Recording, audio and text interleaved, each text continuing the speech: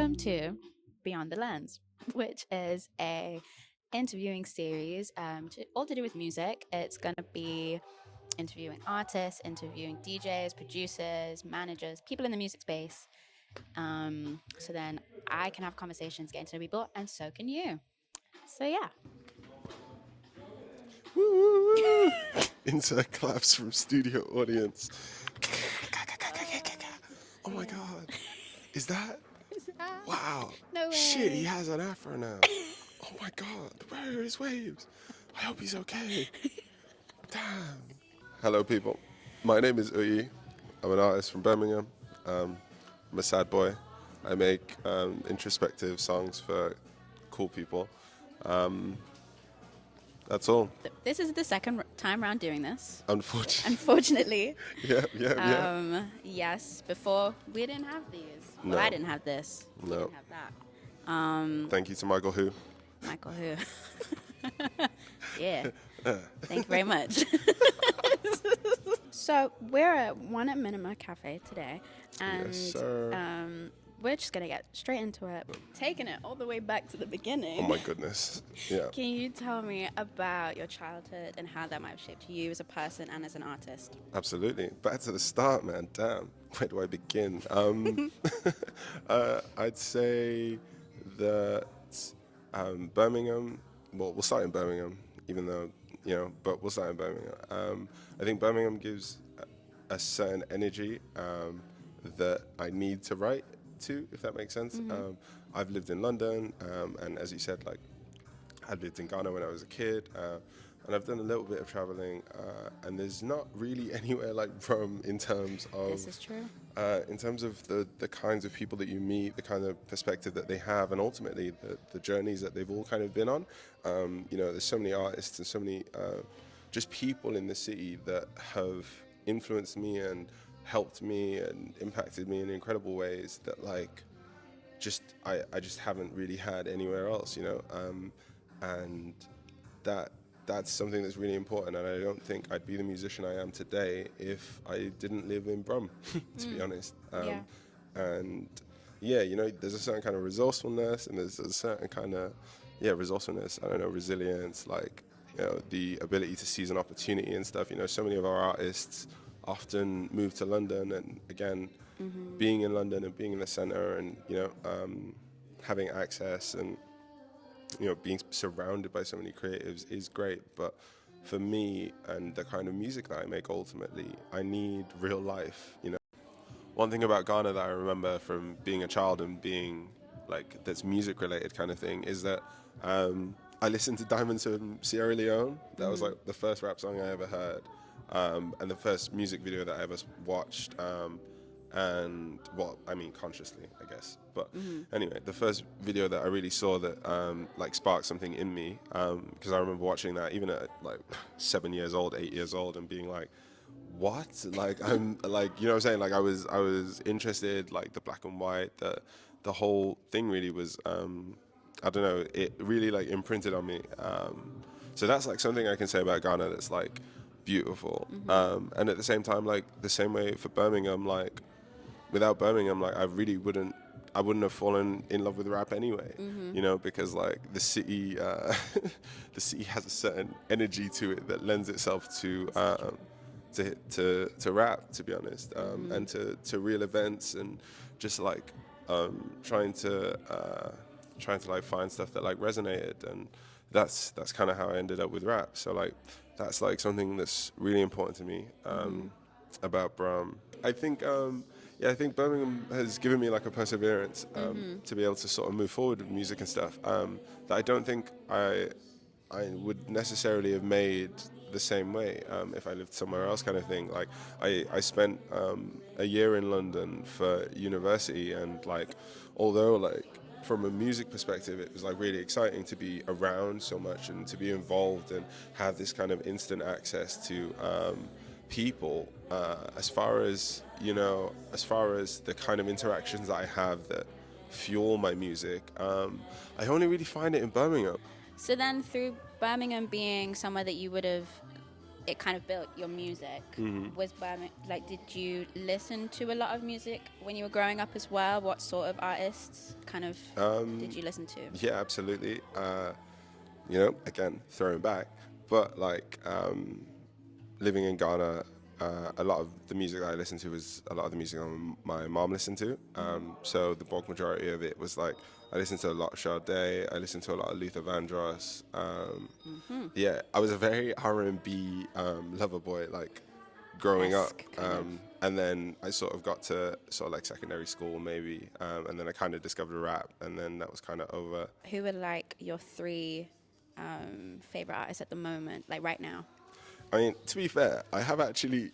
There's been a heavy R&B resurgence and Ooh. sort of like I don't know, love songs ish. You know, yeah. So I'm listening to a lot of Tendai currently. I'm listening to a lot of Kendrick Lamar, and then I don't know who to give the third spot to, man, Yeah. because I want to say Gunna, Oh, but that's mad. but that's right now. But it is right It now is right now. because I think that One of One album might be One of One for real. I'm being so honest. Yeah. He, It and I hits, just man. like again, like there's a certain kind of energy that Gunna has to him right now that I think is really, really fun and Yeah. really, really important.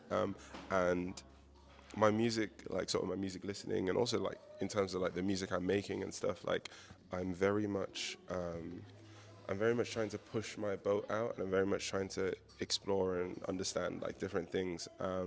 And Gunna, I get it still. You get I it. get it still. Yeah. I understand it now. Who are you listening to right Who now, am I Nush? listening to? Uh-huh. Now that's a question.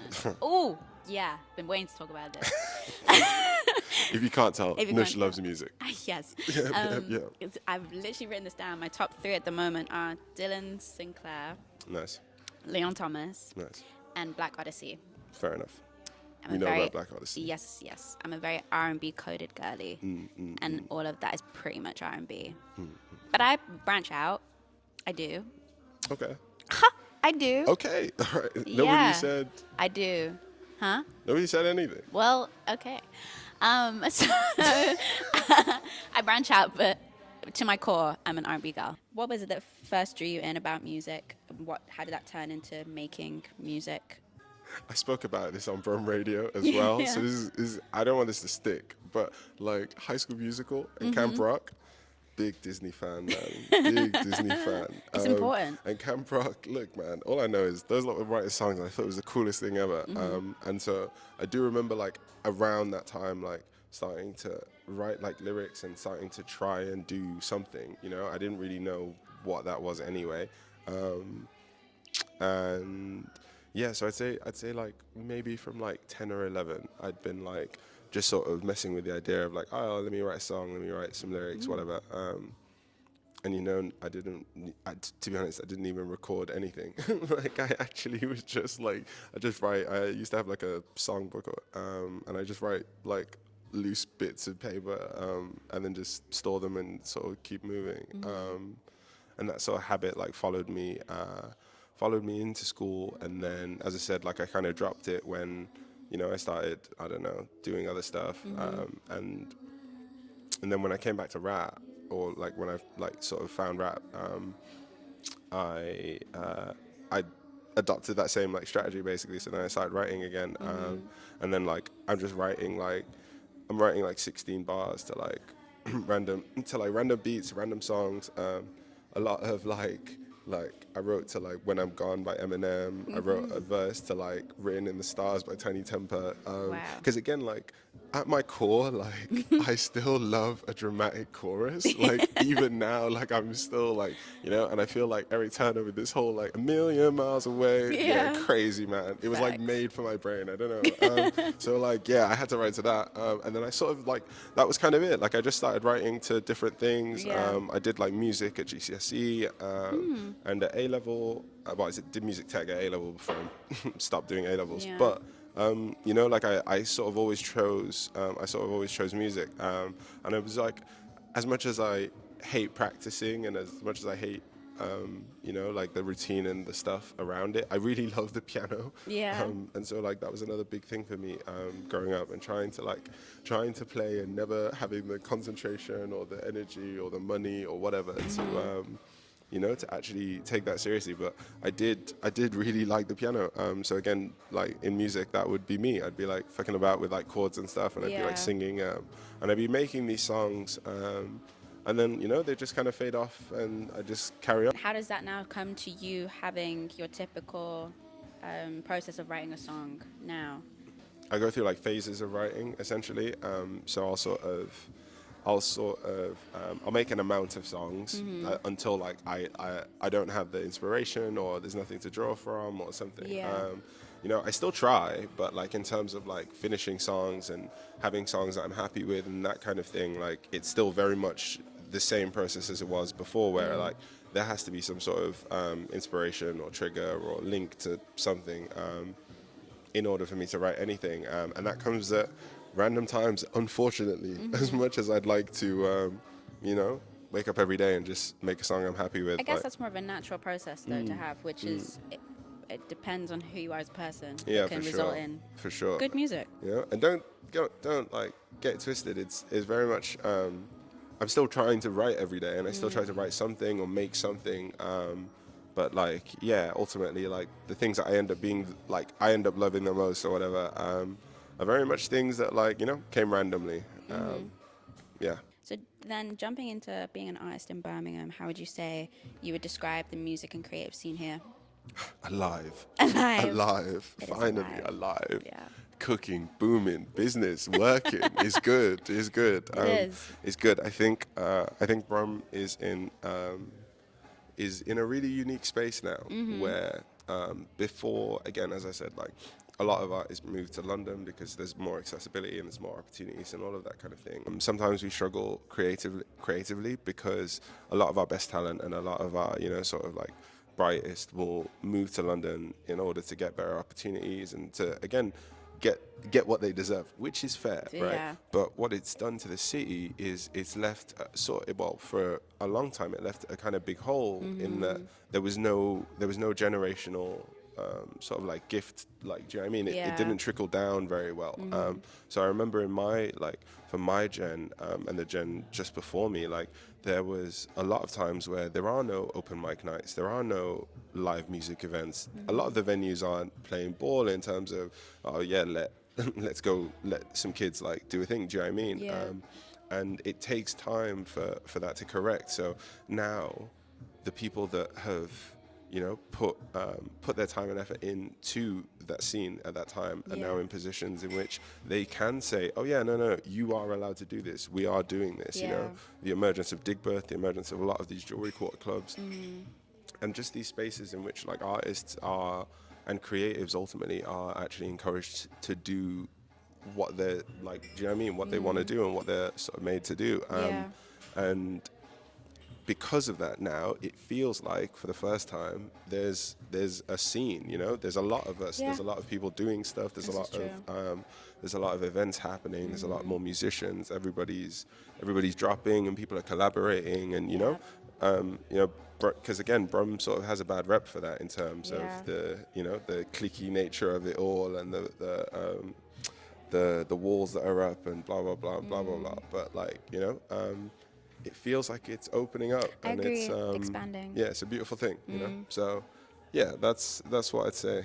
As an artist yourself, what are your future goals? Any aspirations you have for yourself, or as just a musical artist? I deserve it all. I want everything.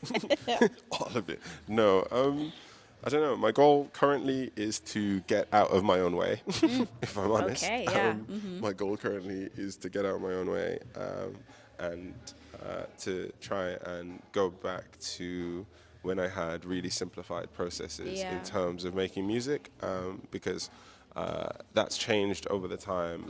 And as I've kind of become a bigger artist and I focus on different areas of being an artist and that kind of thing, all of a sudden songwriting and making music at its core becomes quite difficult because now, like, life is moving, people have different responsibilities, and, the difficulties of really being independent and trying to sort of juggle all of it means that I'm not in a space to, again, as I said, when I get the moment of inspiration to now sit down and go to the studio or sit down and, that it doesn't always work like that. So there's that.